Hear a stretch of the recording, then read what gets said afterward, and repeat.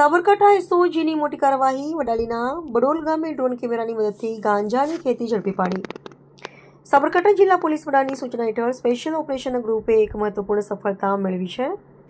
Vadali police station વિસ્તારમાં બડોલ ગામની સીમમાં ડ્રોન કેમેરાની મદદથી ઓપરેશન પાર પાડીને નશીલા પદાર્થ ગાંજાના છોડનું વાવેતર શોધી કાઢ્યું છે.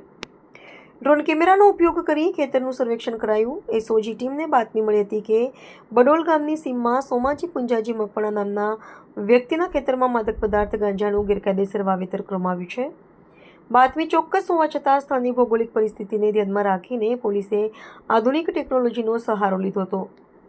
ડ્રોન કેમેરા વડે ખેતરનું નિરીક્ષણ કરવામાં આવતા બાતમી સાચી હોવાનું સાબિત થયું હતું. ત્યારબાદ પોલીસે ત્રાટકીને દરોડો પાડ્યો હતો. લાખોની કિંમતનો મુદ્દામાલ જપ્ત. પોલીસ દરોડા દરમિયાન ખેતરમાંથી નીચે મુજબનો મુદ્દામાલ મળી આવ્યો હતો.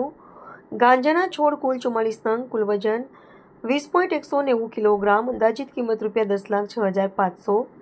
આરોપીઓની અટકાયત અને તપાસ. આ મામલે પોલીસે જતીનકુમાર સોમાજી મકવાણાની સ્થળ પરથી ધરપકડ કરી છે, જ્યારે અન્ય એક આરોપી સોમાજી પુંજાજી મકવાણાને પકડવાની કાર્યવાહી હાલ ગતિમાં છે. વડાલી પોલીસ સ્ટેશનમાં અંગે ગેરકાયદેસરનો ગુનો નોંધી આગળની તપાસ હાથ ધરવામાં આવી છે.